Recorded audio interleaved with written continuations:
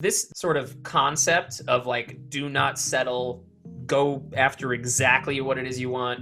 That's the thing that I'm always working to convince people of. Because once you actually are in that mindset, shit happens fast. Anybody see the movie Good Luck Chuck? No.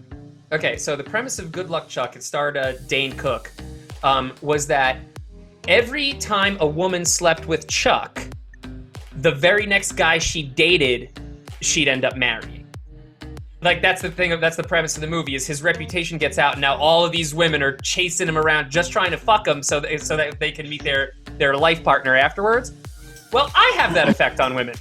But it's not, it was because I've taken a couple of female friends of mine who had like shitty dating lives and they were getting really frustrated with dating. They didn't want to keep doing it. And I was like, well, why are you dating these sort of lower quality partial match guys? And they're like, well, you get lonely, you get horny, you want some companionship. He responded.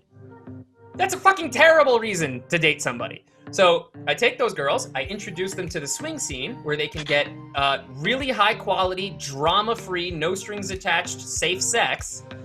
They just need to go to like one party. They go to one party and they realize, there exists a place where I can get my needs met without having to deal with these morons.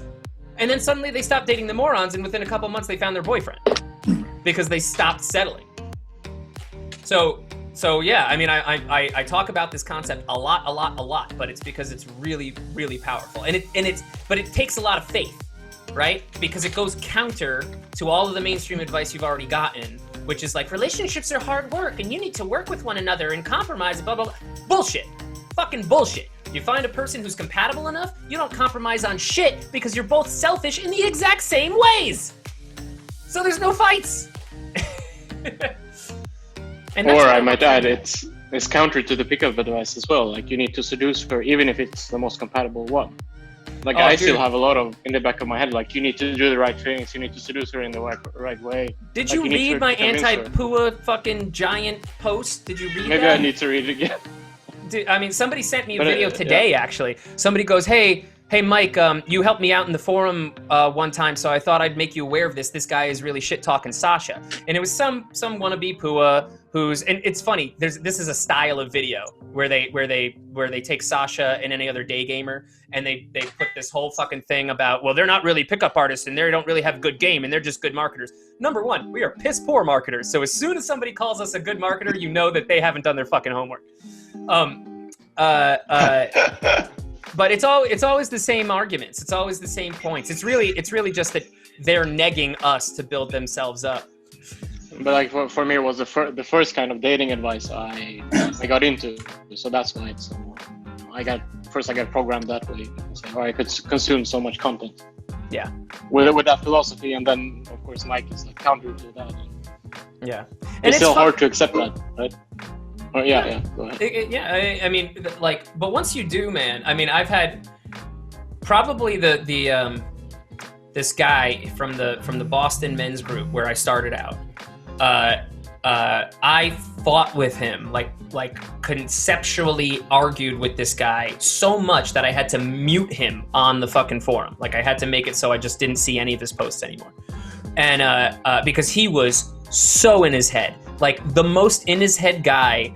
And we all kept trying to tell him, like, you got it. It's not about being analytical and being up in your head. He was, an engineer, scientist, or whatever. So he really truly believed that if he did like literally thousands of approaches, like he was like, I'm on my way to 2,000 or whatever, that he would be able to crack the code and figure out the pattern of like the perfect opener or something like that. He spent 2 years on openers. Yeah, I know, it's sad. And everybody was like, you've got this wrong, man. Like, you need to relax. It's not about the opener at all. It doesn't fucking even matter what you say. And he fought with me. The forum kind of petered out, kind of shut down. I see this guy years later, and I'm actually, coincidentally, I happen to be friend camping one of my buddies. Like, I had like a good friend of mine. When I teach friends, I usually don't put them through the social freedom stuff. because that's where the real juice is. But I'll just talk at him for 6 straight hours, and then be like, go do it. So I was in the middle of doing one of these things, and the guy walks in, and he goes, hey, I just saw your other friend who walked out, and he said that you were in here. I had to come in here and tell you, Mike, you were right. You were right all along. I was overthinking it. It's not about the opener. That was so stupid of me. I can't believe it. But I think he lost it when he came back to the States. Because later on that year, he saw me teaching a boot camp, and like, he didn't even want to say hi to me because he didn't want to be associated. But so he still never developed his social freedom.